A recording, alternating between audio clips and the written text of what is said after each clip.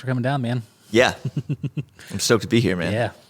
I'm stoked to be drinking beer right now, too. I know. So which one is this? This is one of their This is the Jungle Bums. This is like my go-to for them. Yeah. Cheers. Cheers. Thank you. Thanks for having me here. Yeah, man. I just joined their bottle society. Tell me about the Bottle Society. It's like $200 a year, and you get 12 of their specialty aged bottles of beer. What the fuck am I doing? Why haven't I done that? Yeah. It's like once a quarter they give you shit. Nice. So, yeah, man, I'm looking forward to it because I love their barrel aged stuff. Yeah. And I don't know dick about beer. Okay. So, but it tastes good. I don't know a lot about beer. At one point, I brewed some of my own beers. Yeah. People that drank them said that they were pretty good, but it wasn't anything. I wasn't getting anything crazy. Yeah. And then, but yeah, I love their sours. Yeah, man. Yeah, they do a good job. I have a cousin who works at Jester King in Austin. Okay. And when I was down there a couple of years ago, we were down there for a con. She took us around there, and we drank our faces off all day long. And like, I love their beers down there. And Berry Acorn is like right on par with them. It's so good. Yeah, they do a good job. Yeah, I'll drink the fuck out of it. Yeah, man. All right, so you are in charge of, are the person behind Stay Fresh. Yep. Is that correct? I am. Yeah. So And I rarely talk about I rarely talk about it, right? I'm looking at our photographer. I rarely talk about Stay Fresh, right? I rarely pump us up, so I'm semi-nervous about this. Oh, really? Yeah. I mean, I ran into you at at one of the Brewfests, I think. Okay. And I'm pretty sure it was like I have a lot of fangirl moments, and one of them was there. And I walked up and was like, "Hey, I'm a big fan," and I just like kept walking. Oh, all right. That's awesome. That's great. As someone who does marketing, I'm a huge fan of your work, especially with like Beacon Skiff in 1911. Right. And Glazed and Confused, obviously. Yeah. And I'm sure there's a bunch others that I just, haven't recognized. Yeah. There is a bunch of others. Yeah. Which is fun. All right. Yeah. When did you get into graphic design? When did you think about starting the business of it? Well, when I got into graphic design when I was like in high school, and my guidance counselor was like, "What do you want to do with your life?" And it was either I was going to go into science, like virology type stuff, or art. I thought art was going to be a little bit easier. So I was like, I'll go to art school. So then I went into a graphic design program at Casanova College. And that was fun. That was super, it was super cool. I learned a bunch of different skills and, the Adobe programs and all that. And it was super cool. I got doing flyers and then after college, there wasn't too many jobs in Syracuse for graphic design that were cool, that were like quote unquote cool, There was like stuff I could work at the Post Standard and like lay out obituaries or something like that. I did that for an internship and it was terrible. Yeah, I was just reading people's obituaries for an entire summer. Oh, it was morbid. But I got to, I put little like frilly things on the corners and made sure they looked nice for the families and stuff. So that was an entire summer. And, I didn't want to, do any of that type of stuff. So I ended up going to grad school. I worked at Gateway Computers on the Boulevard for a little bit. And then some professor from SU came in and we got to chatting and he was like, "Oh, you went to graphic design school, blah, blah, blah." He's like, "You should look at this program at Newhouse for grad school." And I looked into it and then I ended up going to grad school for a year. And that was all like web design. At the time, social media was kind of like new media. Like Friendster was out and MySpace and Facebook had just came out. It was 2005. So that was, I had gone to traditional design school. I learned a little bit of stuff there. And I went to grad school. I learned how to create websites and how to properly put them together, architecture of them and information architecture. And we went over to London and, checked out the BBC and what they were doing with social media at the time, which was awesome because they were really involving the public and pulling them in. So we were learning some cool stuff and we were in London for a while. So, that was great. Awesome. You could drink anywhere and the food was amazing and the overall experience was great. So then after grad school, I moved in with a buddy of mine and I was working at the Soundgarden. SU had asked me to stay on and teach a couple courses in at the time Flash, which was really big, and a couple other graphic design courses, intro to stuff. So I stuck around and was teaching up at Newhouse, working at Soundgarden and bar backing down at the Limerick Pub in Elmer Square. So that was, it was a super fun time. But in that, I started meeting different people, and there was a place called Ohm Lounge where I was like, yeah, I'll just do all your flyers. You hook me up with some tickets to your shows, and I'm going to just do you nasty flyers. So I got into doing really cool flyers and getting kind of my name out there, and I started doing just getting my name out. And right around the time I was thinking about heading out of town, I got sick, and I was in the hospital for a short while. And then right after I got out, somebody I had offered up to freelance at this one little shop in town, and then I got sick, so that never panned out. But there was a guy there, this guy named Rich Randazzo. He works over at Mower. He was at this shop for I don't know. I think he was only there for a month. He left this one shop called Mark Russell Associates, went over to this other shop called Mindshare. This is where into the ad game of Syracuse. So he left this shop called Mark Russell Associates and went to this shop called Mindshare. Too chaotic for him. He bounced back to Mark Russell Associates. So in that time that he was at Mindshare, he met me, saw my portfolio, passed it on to these dudes at Mark Russell Associates, and then these guys at Mark Russell Associates were like, "Hey, are you still in town? Can you come in for an interview? We need some freelance help." Yeah. So I went there to help them build their company website as a freelance gig, and then it turned into a full-time gig, which was awesome. And that was my first design gig, and that was a fun shop. It was a creative shop. There was there was a little putt-putt around the office. There was a cool spiral staircase that went down to the second floor. It was quintessential. You see on TV a wacky, cool creative shop. That was it. That's it was cool. Dream job. Super cool. And that was in Syracuse. That was in Syracuse. It was on top of what's now, I don't know what building. I don't know what building that is. It was the HSBC building. Oh, the Chase building now? Nope. It's on Warren Street. What is that building? It lights up purple every night. It's not the Hiscock building, is it? It was, yeah. But I think that changed even again. Well, it was the top two floors of that building. Yeah. Cool view, super fun people. I met a lot of awesome people. And then we got bought by Mower.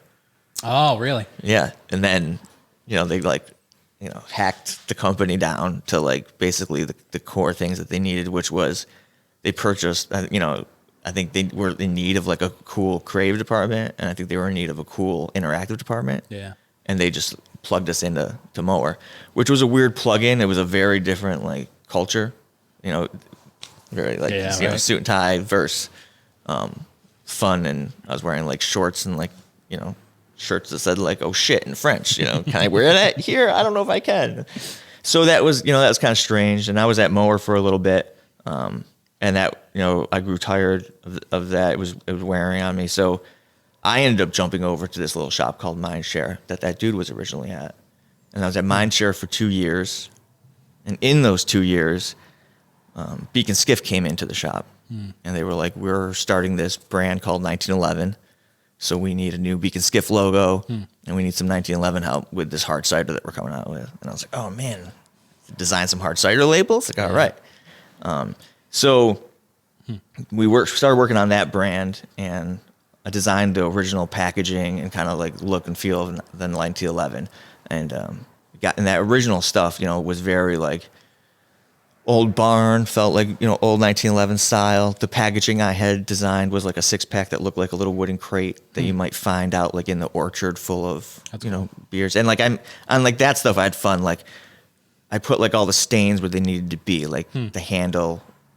You'd see finger grip prints where the handle would be, because that's where they would be. That's pretty cool. Or if you was in the orchard and it was a box and it was out there for a while, it'd be stained only on the bottom parts, really, and where those stains would go. So I paid attention to those types of things. So I had fun with it. And then that place got a little too hectic for me, so I left Mindshare. And then I was I'm just going to, I'd been through MRA and I'd been through Mower.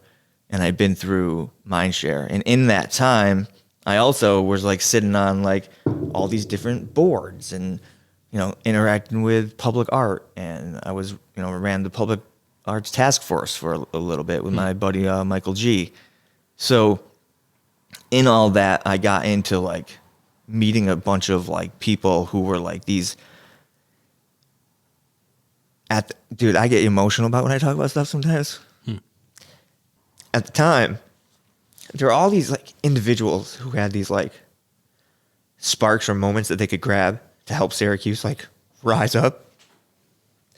It was really cool to be part. This is why I don't do interviews.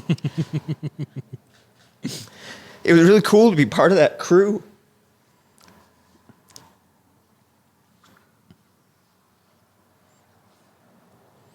I mean, that is. So you're talking 5 years ago? I mean, that was even longer, I think, at this point. Was it 2000? Was it 2021 now? Yeah. It was like 11 years ago. It was like 2010, 2011. So during the time of at these shops, at like Mindshare and at Mower and Mark Russell Associates, I'd met like all these really dope people. Yeah. And at the time, I was sitting on all these like cool boards, and like I was running the public arts task force with my buddy Michael G. And if you don't know his work, you should check his stuff out on Instagram. Maker One, Syracuse Maker One. Okay. Tower Maker One, Maker Tower One. Yeah. Oh, thanks. So, I met all these really cool people, and all these people were like pushing Syracuse, and like they were like grabbing these like opportunities to help Syracuse like kind of like rise up to like have like cooler stuff. Like I had buddies moving away at the time, and they were hitting me up, and they were like, "What the fuck is happening in Syracuse? All of a sudden, there's all these cool things happening." It's like, yeah, like it's becoming like a way cooler, like hip little city. And then all of a sudden, like, I had done like all these public art projects, and in meeting all these people on these boards, I had talked to a lot of people about doing work for them before, but when I was at shops, I kind of like, I kind of leaned on not doing freelance when I was at different shops, because I was at those shops, Yeah. You sign contracts at those things. Everybody still does freelance work, but you never want to like do too much or for like key people in town, Right. And in fact, at Mower, I tried doing that once, and it got snatched right away from me by Mower and got moved to a different designer. Oh, really? So that was kind of like, Yeah. it was like a super bummer, but also one of the reasons why I was like, I can't work here anymore. I was just talking to a buddy who's a chef about that. He Yeah. left a restaurant, and he was like, he's pissed because this menu that he created at the restaurant now is staying at the restaurant. And he's like, Yeah. I don't want, like, what do I do? I'm thinking, and I'm like, dude, if you make the food while you're there, it's theirs. Yeah, no, it's theirs. Yeah, for sure. So like, I didn't really get into that too much. So, but in knowing that I met all these people, and like I went through Mark Russell Associates, and I learned a bunch of stuff. I went through Mower, and I saw like the opposite side of what I learned at Mark Russell. And then I went to Mindshare, and I saw like a mix of everything. So I knew what I didn't want to do, and I knew what I did want to do, and so I just was like, fuck, I'm just going to go freelance. I'm just going to, pull the trigger. I'm going to start Stay Fresh. So, I got the DBA, and I got an LLC, and I started Stay Fresh, which is, I'm coming up on 7 years now. And so in doing that, all these people were like, let's get down. So I started doing logos for a bunch of different organizations, and getting involved with like Syracuse First and Center State CEO, and more public art projects, and just, I started doing just more stuff for the city to, make the city just help out in any way I could. Yeah. And in doing that, other people were like, wait, so, the kid at Funkin' Waffles who, has like the funny drawings with like the swear words is also doing like these like public logos for like, center, like 40 Below, like all that, all those things, And I was just trying to get my hands in anything creative or anything that I already knew how to do, and websites and branding. It's like that was to me that's not really like work. It's like easy to do. Yeah. And then the art, that's just fun. That's just me having fun. Right. So I needed more people that wanted to like just kind of have fun and like make cool stuff. So that was when a buddy of mine who I worked with at Mindshare as a programmer, he left Mindshare and he went freelance. So when he went freelance, he started working with me and we started doing websites. And so we started building up like this big portfolio of work. Through that, you know, meeting again, just networking around town, meeting more and more people. And, you know, we did that, you know, we help out Funk and Waffles as much as we can.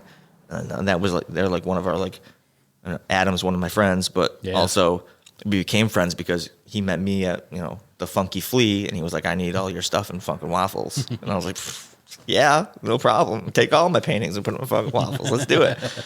And then, you know, I helped him out with branding and you know, and now Jessica does, you know, all the photography and we help out with his social media. So, you know, we're still helping them out, and they're, you know, one of the original. We don't really call them clients. We kind of call them sponsors because they're kind of like sponsoring us to have fun. That's you know, cool. Basically, and we get to like help them create their dreams, which is always fun. And we did stuff over at Modern Malt when Modern Malt launched. Yeah. Which I met some people through that, and then we got into working with that crew, and we did stuff over at Original Grain when they launched. And we got into a bunch of different stuff with them, and then you know. Glazed Confused, you know, I met Paul, I think it was just recently, like 5 years ago. He was like, hey, you know, I've seen some stuff around town, you know, you got some cool stuff. We should talk about you doing my logo. And I met with him over coffee, and we chatted about what he wanted to do for a company. And I was like, a donut shop in Syracuse? Yes, let's do it. And I showed him all these different logos, and what he landed on, the logo that came about was not anything that I showed him. It was something that was off the side of my sketchboard. And he was like, wait, what's that? What's this one? What's this character? And I was like, oh, well. And I think the name I had next to it was like Dr. Donut Steen or something, you know, some kind of like funny doctor name. And at the time he had a monocle and, you know, he was a little bit Monopoly man-ish. And, but he had like the mustache and the donut. And he was like, let's do something like this. And that's when I was like, well, you know, we could create this whole like little like fucking confused world, like and create characters for everything. And you know, I have this like art board in Illustrator with all these like there's got to be there's got to be like 300 characters I've created for, you know, just fun. And I have like sets of eyes and sets of mustaches and sets of mouths, and so it's easy to like. He's like, I need a new character. I have like these boards that I just go over and grab these sets of things that I can create characters pretty quick. Yeah. And that's just fun. You know, anytime like a kid can go into a place and be like, where am I right now? Like I need to eat everything in here. And there's like these crazy cartoon characters looking at me. You know, I love doing that type of stuff. That's awesome. Because we're just big kids at the studio, really. I mean, you've seen the studio. It's basically Pee-wee's Playhouse and Scooby-Doo. So was it challenging at all for you to ever make that connection from like the artistic fun, like who you are world into that, like especially working at the agencies, into that like business, money, deadline world?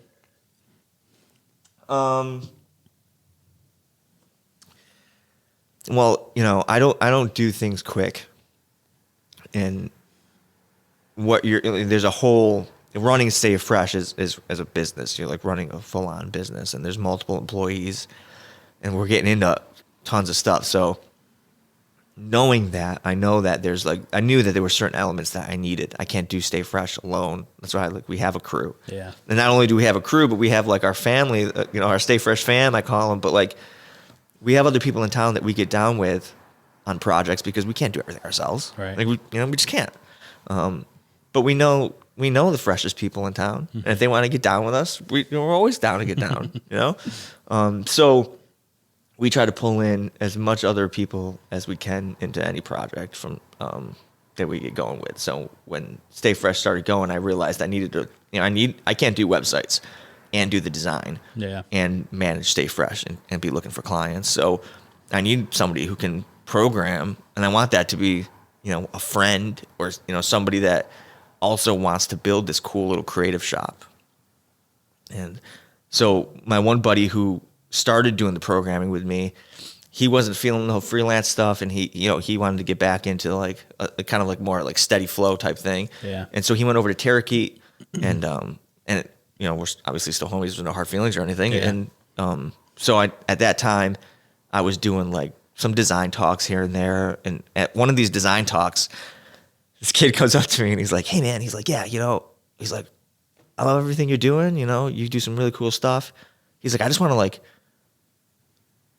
to create something that like one of your characters, like I just want to get down on something with you like online. Like he's like, I do programming, blah, blah, blah. I want to create one, I can animate your types of illustrations on websites.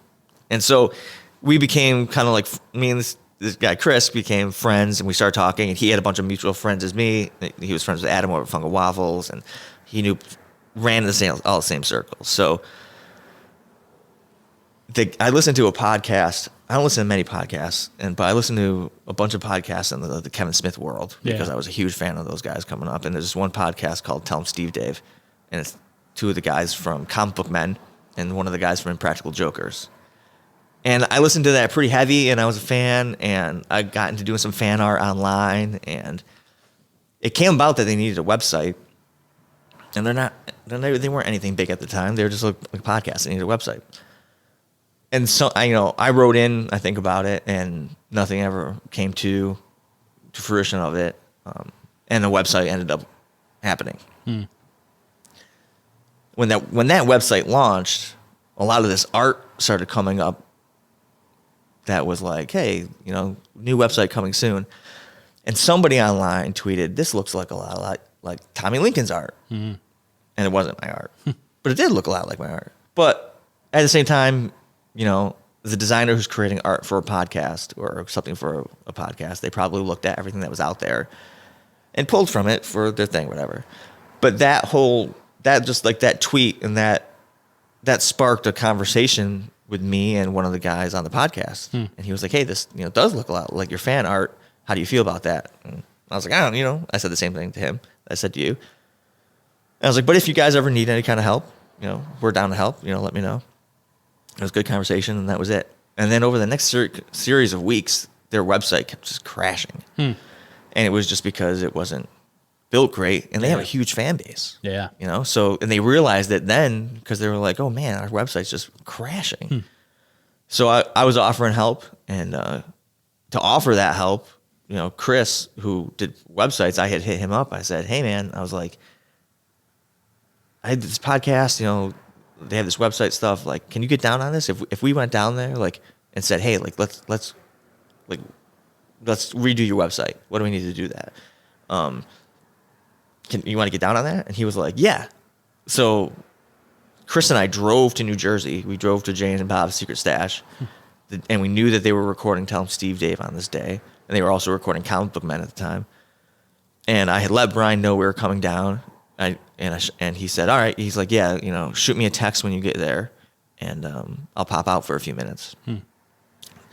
He came out, and the first words out of my mouth were, so what the fuck do we need to do to like snake the work away from these other guys? And he laughed, and that few minutes turned into like 40 minutes to the point where like the guys on the show were like, Brian, like, you need to start, like we need to start recording. But it was a good conversation, and we ended up getting that work. And, they became one of our, like, steady, on-board clients. And that introduced us into that world, which got us, now we do work for, like, Kevin Smith. And awesome. We did the Jay and Silent Bob site. And, we're getting into more stuff with them. We still do all the Tell 'em Steve Dave stuff. We just launched a new shop for them. And we're launching a new, like, side website for them. So, and then Brian from the Practical Jokers has a beer company in Staten Island. And, we help them out. Wow. And so that, just these like little things, we just kind of went out there and like just grabbed them. We saw them. There was nothing. The only thing that's stopping you from doing something is you. Yeah. So we just went there, and worst case scenario, what? They're like, we can't give you work. Yeah. You can't. It's still a fun trip to James and Bob's Secret Stash. Right. You can't bring up that story without talking about maybe your biggest client ever, which is Good Buddy Coffee. Oh, yeah, Good Buddy Coffee. Yeah. You know what? When you were like, hey, can you do a couple labels for us? I had said we had just brought on a new designer. Yeah. And I said to Danielle, I was like, how do you feel about designing some coffee labels? And she was like, oh, what? She was like, yeah. And so, that was awesome. That was fun. Yeah, man. Yeah. It was great. We're always down to do coffee labels. Yeah, whenever. Sure. Yeah.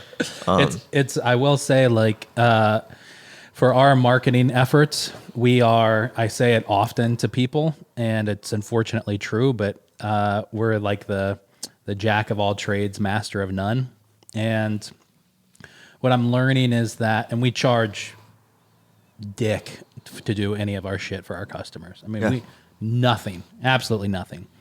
And I think part of it is just, it's like, I figure, like, I don't know, it's probably valuing my own time and not knowing how to properly value my own time. Yeah. But we just charge so little these places. But we put on this thing. So the story is we have a Facebook group for Eat Local New York. It's supposed to be a food group, people to post where they're going out to eat, right? Like trying to rival where Syracuse eats and build up this following. Sure. Turns out it's just the same 20 fucking restaurant owners that post the same spam every fucking day in there and think that they're going to, profit from it. And they don't. It's just annoying. Yeah. And so finally I posted in there and I said, I'm going to restrict restaurant owners posting their own stuff. Oh, yeah. But it's like voting for yourself in the school election. Yeah. Yeah. I said, but I'm going to teach you how to properly do your social with a 1 hour free class. Yeah. And so a couple of them jumped on, and I've met with like 3 of them this past week, and I've got like another 3 meetings this week. And from the 3 that I talked to this past week, I've learned that A, they have no fucking clue what they're doing, and B, they have wasted, in some cases, tens of thousands of dollars. Oh, bro, you don't got to tell me. I know what people charge in town. It is insane. I know. In fucking Which makes insane. It makes it hard. And yeah, man. I know. I don't get it. But you got to look at it like whenever I talk to a new client that's been burned, I tell them like, I'm not your ex-girlfriend. I didn't break your heart. I'm here to repair it. Yeah. Let's do something fun. And I don't know. I know. I don't even know what to say about it. I know. And charging people, money's hard. I call, it's like a video game. There's different levels. And, with Stay Fresh, it's hard too, when we want to raise our prices because we are putting more stuff into it, it's very hard. It's not hard to convince clients, but you do have to explain yourself and make sure like everybody knows, like and that's one of the things, is one of our guiding principles at the shop is if the client is always on the same page as us, it's much easier to get things done. Yeah. You never want to just be like working in the shadows, or you're a team. They're hiring you to be some kind of team. And in most cases, our cases, we're helping these families build empires, in their lives, empires, Right. So, make sure everybody's on the same team. And, if everybody's on the same team and everybody understands what's going on, it's easier to have fun and get people excited about stuff. Yeah. I feel like a lot of people in, Syracuse is still, it's such a small place. And it's really a neighborhood. Yeah. It's not even a city. Yeah. People are like, oh, the city of Syracuse. I'm like, it's a neighborhood. Right. It's not really a city. It's like, it's just like, they say big you're always housing development. Like 2 degrees of separation between you and like anybody else, And I've really come to learn that over the past couple of years. It's like I meet somebody and, do you know this person? Yeah, I used to work with them at this job, Oh, yeah. Constantly. Yeah. I forget where I was going with that. That's all right. That so fucking and talking about people from Syracuse, it was funny, we were talking about the shop yesterday. Nobody at Stay Fresh is from Syracuse except for me. Really? Jessica came from Oklahoma, Chris came from Rochester, Danielle came from Rochester, and our friend Rachel, who also works out of Stay Fresh, is from Norwich. So it's, how important is that for like the overall creative? It's not. I mean, well, I like, I love just injecting any kind of creative into town. Yeah. And, knowing what these guys could do and the fact that they were out of town, and I was like, well, come to Syracuse. Mm-hmm. Let me show you a good time. Yeah. And they love it. But Chris was already here. Chris went to school at SU, so he's kind of from Syracuse already, but so you're way more positive about this city than I am. Oh man, you got to be positive about it. I'm getting there, and I love Syracuse. I do. We have to look at it this way before you say anything. You have to look at it this way. You are in Syracuse, okay? You have this going on. You have the Eat Local New York going Yeah. on. Okay, which is a big deal. You have multiple podcasts going on, which are highlighting aspects of the cool of Syracuse. Yeah. So you're already involved in the cool upbringing of Syracuse. So while like you understand that, yes, Syracuse is salty. Right. We have that salty spirit. You're already in the positive cloud. You're already in there. Man. You're already in it. Yeah. You know, and when you're in it, it's very hard to realize that you're in it and step back and be like, oh shit, I'm in it. This is all right. I was thinking about that as you were talking earlier about kind of looking back on being a part of kind of that group that brought up. Yeah. And yeah, I mean, we've been doing this for, I think, coming on 6 years now. Yeah. And to think about, like, as you were talking, I'm thinking to myself, like, think of Celina Street and Oh My Darling opening up in the Fitz that used to be just two, like an old empty Pizza Hut or McDonald's or something, and an old Chinese, you know, that were just... Dude, that Chinese food restaurant was wacky. Yeah. Okay, I went there a couple times for food. It's got like a weird, like, old Burger King basement that's like closed off that might be flooded. You don't know. There's something going on down there. That was wacky. Yeah, and look at it now. I mean, it looks like, you know, Lightning McQueen paved it recently. You know, hopefully they get him to come back to fix that. But I mean, we have an independent mayor. Like, there's cool stuff happening. Movies are filming here. Yeah. Like, we're in it, baby. Yeah, it's happening. Man. You know. Yeah. Yeah. So it is pretty cool to think about the things that have changed looking back over the past 5-6 years. Yeah. That's really exciting. And I am so incredibly excited to see what happens in 2021, because just these first couple months to see how much money is being spent on growth right now in like the food and beverage industry. I'm really excited to see about all the new stuff that's going to be popping out. Yeah, I think it's going to be awesome. And people are ready, you know? Yeah, for sure. Yes, they are. I mean, people, we've done a few events with like clients and stuff, and they sell out within a week. Yeah. Ticket sales to things that last year or 2 years ago would have taken a lot longer to push and really get, you know, people to show up for it. We used to do events for Eat Local, and it would seem like last minute we would sell out, like the day of tickets would sell. And now they're just selling so much faster. So that's awesome. Yeah, it's exciting to see that kind of stuff happening, and it's going to be really interesting to see what happens for the rest of the year. So many new restaurants are opening this year. It's insane. Yeah, like I mean, I don't know if people realize it, but like Syracuse, I mean, you realize it obviously, but Syracuse is like food town. Like there's just so much food. Yeah, it's awesome, and people love it. And people are like, oh, well, I can't like open a restaurant and just survive on X. Like, yeah, you can. Yeah. Like, Funkin' Waffles sells waffles, and they're just rocking it, you know. Yeah, and Strong Hearts, you know, they just rock that vegan. I know, it's amazing. That's, you know, I was talking to them about that. Like, I consider Strong Hearts to be a staple in Syracuse. Yeah. I mean, 13 years in business. They have this now new beautiful location. They're crushing it. Crushing it. And talk about kind of like being in it and not really seeing it, like talking to Nick and Joel.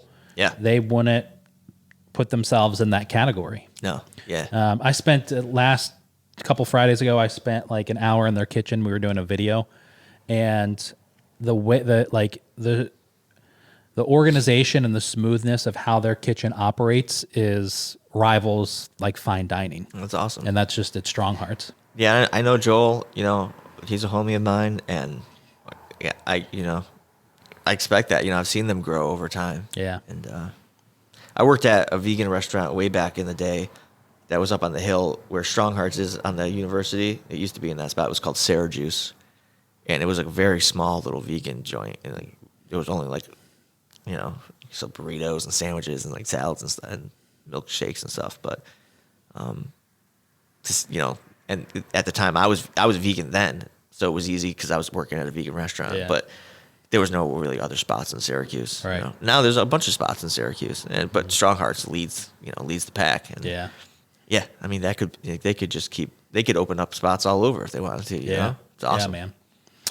So tell me something positive that's happened in the past year for you. And dude, we're the busiest we've ever been. Yeah. Like, I don't know. Like, you know, I know people are struggling, and it sucks.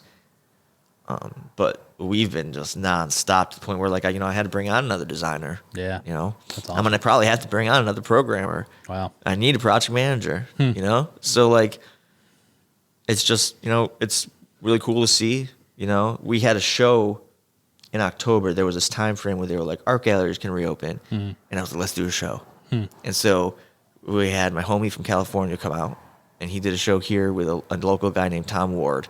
And we only could have 25 people within the gallery space at a time. And that wasn't really too hard to control because people would stay in there. And then if anybody was waiting to get in, they could wait kind of like in like the Stay Fresh, like kind of office area. But like 80-something people showed up. Holy cow. So there were people outside. There were people hanging out in this little like vestibule area to wait. And then there were people in the gallery. And as those people left, people would swap in and out. Wow. And that was like awesome to see. And since then, people have hit us up like, when's the next show? Are you guys going to do another show? Can I do a show? Like, so it got a lot of interest and it got interest in the crowds that like I was hoping to get interest in. Yeah. So we're really stoked on that. And I think this fall we're going to have some stuff pop off in there that's going to be really fun. That's awesome. Yeah. Yeah. So I think one thing that, one thing that you mentioned earlier with like 1911, and one thing that I think a lot of especially small business owners that are listening to this need to consider, and that is that it's not just about having like a one-time logo made or whatever designed, but that it's considering your entire brand and like the future of that. Yeah. It's, people look at brands as like entities, regardless if people think that, or like the company thinks that or not. Like, that's how people are looking at it, especially these days. Yeah. And like considering how that logo that you have done, or like sign that you have done for your business, plays out across all the places that you need to play out. As much as business owners like want to think that they know what they're doing, most of the time they're thinking about themselves and what they would do. Yeah. They're not thinking about what other people would do or how other people are perceiving them. Right. And that's what they need to be thinking about. And that's when, someone like Stay Fresh or one of the other shops in town comes into play and says, let us help you out. We'll help you navigate those waters. We got this cool boat. Jump on in. Yeah. So restaurant owners need to think about that. And the thing about logos and social media and all that stuff, if you want a cool logo done or if you want a cool brand done, there are so many fucking people in town that will do it for you. And not expensive motherfuckers either, which sucks for people like me but there are people that are trying to, like I was back in the day that are like, just what do you have? Give it to me and I'll make it cool. I promise you. There are people out there like that and they're ready to do it. At any moment in time, they're like, I'll do it right now. And all you got to do is hook up with those people. And they're on social media.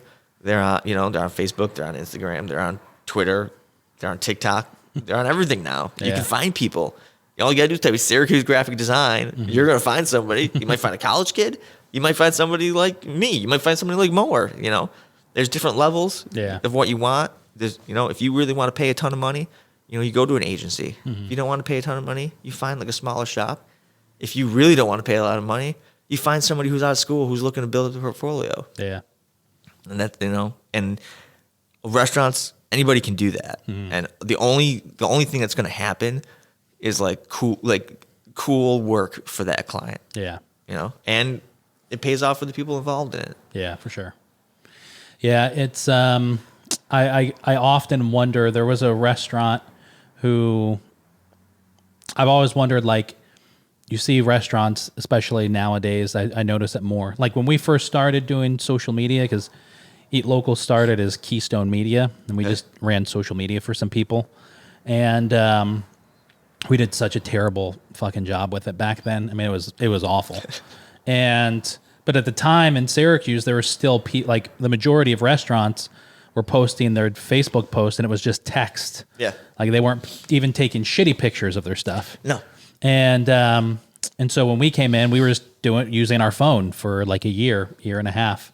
Actually, I hate to say that. It was probably longer than that before we actually got a camera and kind of figured out how to take a picture. But I mean, we were just doing it back then, and I mean, we were charging even then. We still charge too little, but even then, we were charging next to nothing to do this stuff. Yeah. And it was just amazing to see kind of the trash that was out there. And I've always wondered with a restaurant that opens and closes, what could have been if they had a graphic, if they had like brand graphics that were on point, if they followed the brand rules that you're supposed to, if they had great videography and if they ticked all the boxes, would they have stayed open? Yeah. There was a restaurant. Probably. Yeah, right. They probably would have, you know? Yeah. Yeah. I mean, like you said, there's trash. There's just trash out there. Yeah. It's trash. I know. And that's all right. We pick it up, put it in our bucket. Yeah. See what's up. But even like the stuff that, when I was teaching, I was always telling my students, like, even the stuff that sucks, look at it. Yeah. Why does it suck? Do you know why? Do you know why it sucks? Right. Tell me why it sucks. Why does this piece of work suck? Mm-hmm. And you got to understand why stuff sucks if you're going to make it better. Yeah. So it's okay that there's trash out there. Yeah. You got to learn from that trash. All right. I'll pick through that stuff. I'll dumpster dive all day. Let's do a lightning round with Tommy Lincoln. What? I don't know what that is, but yeah. We're going to ask you 3 questions. Okay. You answer them first thing that pops in your head. Let's do it. Favorite, or are you still vegan? No. Okay. Dude, okay, so when I said I was vegan, that was like, I was engaged a long time ago to somebody that's not my wife now. Yeah. And her sister was married to a guy who was in a band called Earth Crisis. And they were very vegan, straight edge, hardcore. And I was in the hardcore scene. Is that who Joel? I'm pretty sure that's the band. So that's when I met Joel. Back in the day. Yeah. Yep. So Joel, that's when I met Joel back in the day. And so I came up through that hardcore scene, the hardcore punk. Yeah. And I was never straight edge. Yeah. I was vegan for a long time. Mm-hmm. And that was mainly because fucking the girl I was dating was vegan. Yeah. Right. Of course I was going to be vegan. Well, I'm not going to be, I have no choice in the matter to be vegan. But then when my mom died, after the wake, we were all at, after the calling hours. That's the same thing as the wake? I think so. After the calling hours, my entire family, which is very large, went to Chili's. And I was like, give me a fucking bacon cheeseburger now. And then I threw up all night long. God. I got so sick, but it was worth it, man. Oh, it was worth it. And when I was vegan, I would wake up in the middle of the night, just in the sweats, oh, I need chicken wings.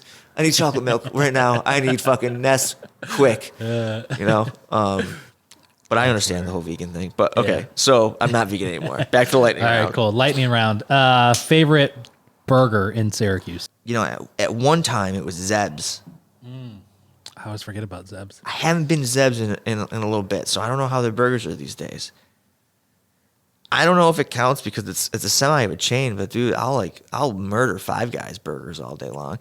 Empire used to have a really great burger, but I think if I'm ordering a burger, I don't know. I'll probably end up going to Five Guys, which is kind of sad. Why hasn't there been a local version of that? I don't know why anybody hasn't done that yet. I don't know. And I mean, they're just ripping off fucking In-N-Out, kind of, In-N-Out is the best burger that's ever existed. Bro, all day. Yeah, without a doubt. Animal style and everything. Why hasn't anybody created that fucking thing? I will say, actually, I got to talk to you about. They probably, that organization that owns In-N-Out, they probably have this team of lawyers that are just watching the internet. And they're like, oh, you're too much like us. We're going to sue you, cease and desist. That's why I still have a bottle of Cuse juice over there. Because Cuse juice. Yeah, man. Bummer for that. I know. Fucking sucks. Fucking Syracuse. All right. Favorite slice of pizza? Oh, Nick's tomato pie. Great choice. Yep. Yeah. Especially late at night. Yep. Yeah, man. I was thinking favorite taco, but instead let's just say favorite restaurant to hang out in. Restaurant. We're talking restaurant. It could, like a coffee shop, cafe could also be included. Well, I will say that Alto Cinco, I love hanging out at Alto Cinco. Yeah. And they, if I'm going to get tacos that are going to be satisfying enough that I can find in Syracuse, it's going to be Alto Cinco all day. For sure. So, I'm going to say Alto Cinco. Are they open for dine-in yet? I don't know. Oh, man, they're fucking amazing. Bro, okay. I'm gonna retract. I'm gonna retract my last statement. I'm sorry, Alto Cinco. I still love you. The fucking fish fryer. I totally forgot. Yeah. Because everything's been shut down. I know. If you were looking for me like on a Friday or like a Thursday, you're gonna find me at the fish fryer, like mowing down and drinking beer with Chris, who's another one of my best buddies and programmer, or Jessica. She, but you will find us there because that fucking place, dude, those dudes do it right, bro. Yeah. From just like experience in the little joint, just to their online presence. Derek's a great photographer. Yeah, it's just Gio's just awesome. Everything's awesome about it. Yeah, it's awesome. My favorite, I would say, it would combine fish fryer, but I think like a place to hang out for me would be getting takeout at the fish fryer and this going over to Wolf's. Oh yeah, yeah, man. I've only been in Wolf's once. Yeah, I feel bad about that. Yeah, but also when they came into play, like I was like coming into like Dadville. Yeah, so it was kind of a different. Wolf's is one of the maybe 3 or 4 places I can say I can walk into in Syracuse and not feel like I'm in Syracuse. Yeah. It feels like it's a bigger city place. People say that about Stay Fresh when they walk into our office. Yeah. Like Joel came in. Joel hadn't been in the new Stay Fresh, and he came in. We did this thing together with the rescue mission where we auctioned off some paintings that I had done for Strong Hearts back in the day. And people bought raffle tickets, and somebody could win. All the money went to the rescue mission. So Joel walked in, and he seriously just stopped, and he was just in awe for like a few minutes. He's like, I don't feel like I'm in Syracuse right now. He's like, what did I just step into? And I was like, oh, that's nice to that's nice to hear. Yeah. We were just talking about that on their episode with Roshi. Back in the day, man, Roshi was fucking something else. I mean, you walked in there and it was like... Yeah, Roshi was awesome. If I was taking a girl out, Roshi was on the list of places where I was like, oh, I'm going to be smooth. I'm going to take you to... yeah, man. Yeah. Roshi's, do you like tea? Let me take you to this tea joint. It just felt like it wasn't, I won't say it was pretentious because it never came across that way, but, you had some kid that like went to fucking West Genesee that was coming over to like take your order, but like kneeling on the floor, and shit like that. But if that had happened anywhere else outside of Roshi, I would have been like, what the fuck is this? At Roshi, I was like, it's like, who are you? I respect you so much. Yeah. Yeah. I loved that place. Dude, like when I was going back to Austin, that Jester King brewery that my cousin works at and her boyfriend works at, that place, when I first went there, the first time I went down to Austin, my buddy Graham took me there, and I thought they were taking me somewhere to kill me.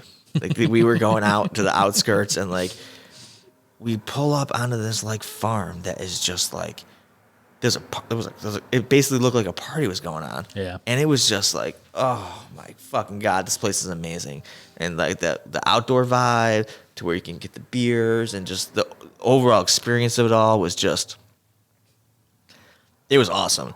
And like, I don't know, I might be partial because they're one of my clients, but Beak and Skiff, bro. Yeah. Like in the last, like, I don't know, I've been working on their stuff now for 7 years, and that's just Stay Fresh. When I was working on their stuff at Mindshare before that. So, I've watched them grow from this little apple orchard with these little, like the little general store and little apple barn to like, fucking, they were gonna have Primus last year, like what?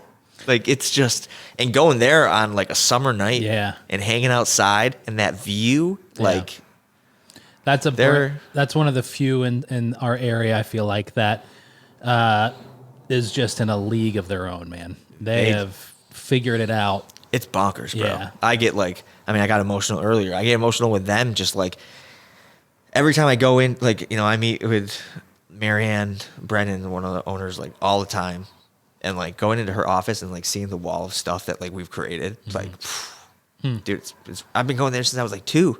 How big was their CBD thing that they're doing with the cans?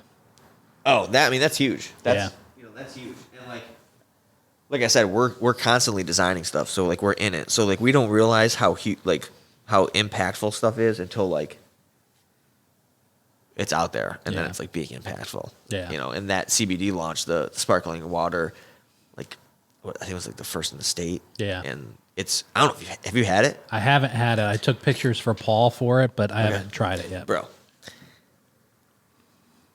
I love seltzer water, sparkling water, whatever you want to call it. I love it. And they have got the best bubbles in the game. Really? Oh, bro, wait till you drink it. It's going to be like this little blanket of bubbles in your mouth. You're going to be like, ooh, Tommy Lincoln was right. Look at those bubbles. It's so tasty. The bubbles are great. The packaging is great. I mean, I think the packaging is pretty great. But I love it. And the CBD game up there, like, it's a funny thing. Like, Chris, my programmer, and Jessica and I will go out to the hemp field and just like walk through it, like, as it's growing, and like be taking pictures and stuff. But when we're out there, we're like, we laugh. Yeah. We're like, how did we, we get to do work on such cool shit, and like we're in the middle of a hemp field right now. It's just awesome. Branding that stuff is, I would love, 1911 and Beacon Skiff, they have the whole CBD stuff. Yeah. And, at some point that, all that will be legal. So yeah, I would love to, be able to brand some of that stuff. I know our other clients over at Jane Silent Bob, they have their own brand of weed out in California. Yeah. That they do. And, I hope one day that I can get down on some of that branding, or something, any of that stuff, I also love, the hard cider stuff, getting into the alcohol game. Super fun. All that stuff that we do for 1911. Yeah, man. They let us have they let us have fun. Yeah. They're letting us have fun, and it's really just like, it's just us like doing, our stuff, but it's, they just like, this is what we're coming out with. What can you come up with for, how can we brand this? That's great. I don't know, it's fun thinking about what, people want to just grab off the shelf. Like, it needs to look different than anything else that's on the shelf. Yeah. Putting those things into it, and Jessica's photography, and even the web experience is really great. Yeah. We love it. That stuff's great. I want to do more. I want to do more. The hard cider game is super fun, but like, I want to find a brewery that's like a small little brewery that's looking to come up, or something that like needs help in like, how do I navigate these waters? How can we jump up a level? How do we defeat Donkey Kong? I would love to find something like that, because we know that game. It's interesting the time that we've since from when I've started Stay Fresh to now, and my time at other agencies, the stuff I've worked on and gotten involved with. We have I don't like to think that we're like a company that doesn't like niche stuff, but we got restaurants and like food branding on lock, alcohol branding, we know that game, we know the website stuff, so I think that's a lot of our, that's what we're doing, like a lot of that food stuff. And I guess we love food. I like eating. I guess that's probably part of our problem. Yeah. Well, Tommy, thank you so much for coming down. Yeah, no problem. I appreciate it, man. Yeah. Yeah, I really do. Tell people where they can find you guys, how they can get in contact if they want to up their game. And they can find us at anything Stay Fresh, Stay Fresh Design. StayFresh.design is our website. .design is like a .com now, for those people that don't know that. Yeah. And then StayFresh.design on social media. Anything Tommy Lincoln, anything Jessica Montgomery. Cool. You'll find cool stuff. And we are customers and fans. So thanks, man.